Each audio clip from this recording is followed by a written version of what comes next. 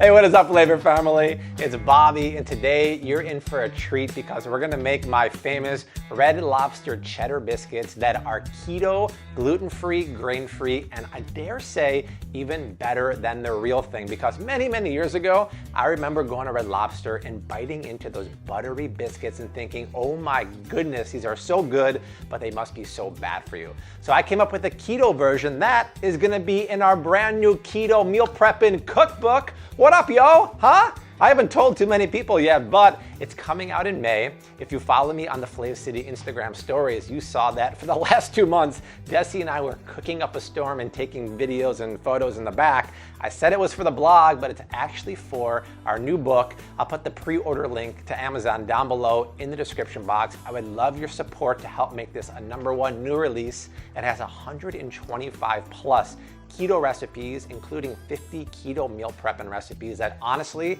are some of the best keto recipes around. So I hope you check that out. So to make the red lobster cheddar biscuits in this bowl, I have 2 cups of sifted fine almond flour. Number 1, if you have an art in your kitchen, have him sift it for you. It takes a little bit of time, but it gets rid of any clumps in the almond flour. If you don't have a sifter, just make sure there's no chunky monkey bits in there.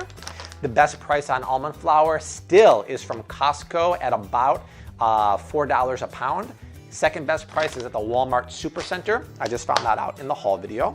Now to season these up and make them super yummy, let's first add the leavener. This is gonna be 2 teaspoons of baking powder to the almond flour. Then we'll add half a teaspoon of garlic powder and half a teaspoon of onion powder.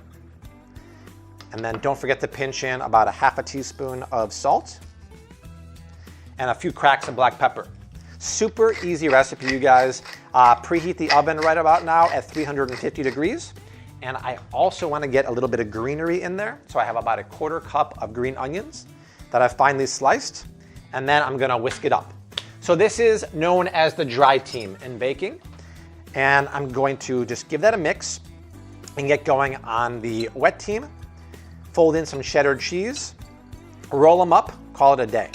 These are so darn buttery because we're using like half a cup of grass-fed Kerrygold butter, which is delicious. And in the cookbook also, I use these biscuits to make Instant Pot pulled pork sliders with homemade keto barbecue sauce. Insanely good. We use them for, what's another thing we use them for, Dessi, in the book? Oh, chili, yeah. Meal prep for chili with cheddar biscuits. So they're so good, you're gonna wanna use them a couple different times. We'll push that aside, and for the wet team, I have half a cup of melted grass-fed butter and 2 eggs. Let's lightly whisk those.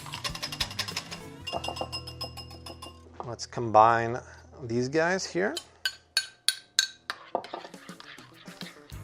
And then for baking, you almost always put the wet on top of the dry. And then we'll mix it up. And the beautiful thing about this recipe is that since it's gluten-free and has no grain, you can mix as much as you want and you're not gonna make the batter tough or produce or overwork the glutens because there ain't no gluten in here. And then another cool thing about this recipe is that if you wanna keep it dairy-free, you can use coconut oil, and instead of using cheddar cheese, you can use vegan shredded cheddar cheese. Art, how do you feel about vegan shredded cheese? Art says, that's not cheese. Or if I tell him to use vegan yogurt, that's not yogurt. But I've done it before and it works great. I would use virgin coconut oil. So I have about a half a cup here of cheddar cheese that I grated myself. Don't buy the pre-grated stuff because it doesn't melt as well because it's coated in that nasty anti-caking stuff. And then I'm just gonna mix that up and then we'll put it onto a parchment paper lined sheet tray and pop them in the oven. Let's de-bling. And then the way I measure this is I take a 1/4 cup measuring cup and measure about 80% of the way full. And then pop it out and then roll it into a large golf ball. That way they're big and they form like a really nice biscuit when they bake in the oven. So once again, about 80% full in the measuring cup and just roll it up. And keep in mind, these spread just a little bit when you bake in the oven. so don't put them too close together on the sheet tray. In addition to being on sale on Amazon and bookstores, we're gonna put all these recipes on the blog eventually. So if you can't buy the book, you don't have to worry because of course we're gonna hook up the Flav City family. All right, last biscuit dough is down. All right, come on, let's pop this in a 350-degree oven for about 20 to 23 minutes until golden brown and delish. 25 minutes later, you guys, check them out. Golden brown.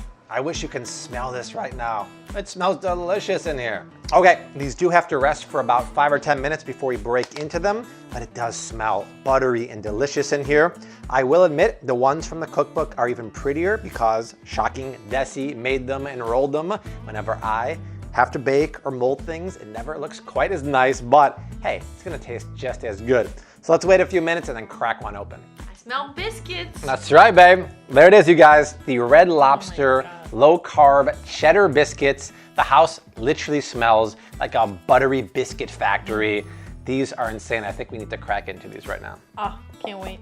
Art's jonesing right now to get one too. They're flaky and like tender, like you'd think they'd be real biscuits, but they're grain-free. It's crazy, you guys. Cheers. It smells so good. Soft, buttery, Tender, buttery, and buttery. Yes, these are so legit. The fact that they're keto, gluten-free, grain-free is bananas, right? So guys, the recipe is gonna be in our keto cookbook. The Amazon link is down below. We would love your support, but we will love you guys too. So the recipe to the link on the website is there too, in case you wanna make it right now. The storage, reheating, macros, all that good stuff is down below in the description box. Share this video, spread the love about our new cookbook.